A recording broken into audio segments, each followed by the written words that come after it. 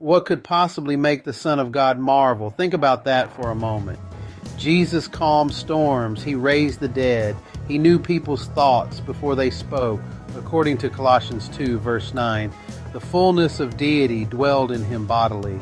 This means he was omniscient. So why does Mark chapter 6 tell us that Jesus marveled at unbelief? And here's an even bigger question.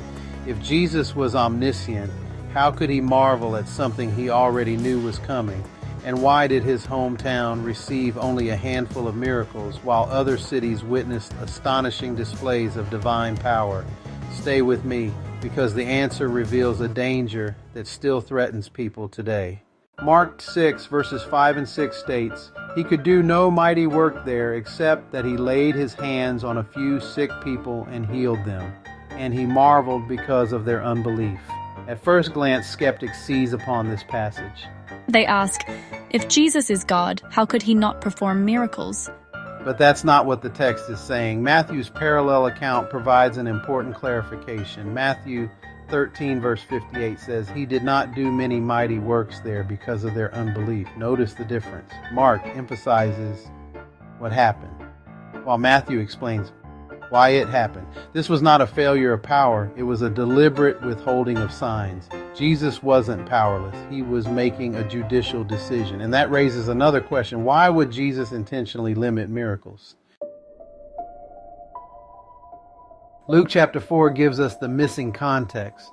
Jesus stood and read from Isaiah, then applied the passage to himself. The audience was amazed for a few moments. Then everything changed. They began asking, "Isn't this Joseph's son? In other words, We know this man. We watched him grow up. We know his family. We know his occupation." so they were offended. Their problem wasn't lack of evidence. Their problem was excessive familiarity. You see, the ordinary facts they knew about Jesus prevented them from accepting the extraordinary truth about him, and their rejection escalated rapidly. By the end of the encounter, they were attempting to throw him off a cliff. Think about that. The Messiah was standing in front of them, yet their prejudice blinded them to what was obvious. And that blindness explains why miracles became fewer, because signs are designed to confirm truth. But when people are committed to rejecting truth, did you catch that? When people are committed to rejecting truth, providing additional evidence can sometimes produce even deeper rebellion rather than greater faith.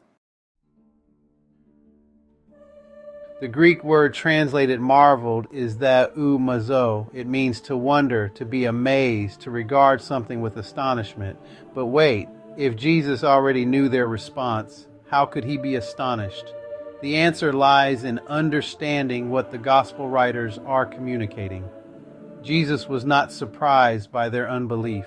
He foresaw it. He predicted it. He understood it before it happened. His marveling was not ignorance. It was a divine expression of grief and amazement at the irrationality of human rebellion. Imagine possessing perfect knowledge. Imagine seeing overwhelming evidence. Imagine standing face to face with the Son of God and still choosing unbelief. That is what Jesus marveled at. Not because he didn't know it was coming, but because sin is so tragically unreasonable. Now the story turns toward us. Nazareth's problem wasn't lack of information. It was familiarity without faith. They knew facts about Jesus, but they failed to trust him. And that danger remains today. Many people know Bible stories. They know Christmas. They know Easter. They know religious language. Yet familiarity can sometimes create blindness. We can become so accustomed to hearing truth that we stop seeing its significance. The Nazarenes looked at the Son of God and saw only a carpenter. The question is, what blessings might we miss when familiarity replaces faith? The remarkable ending is that rejection did not stop Christ.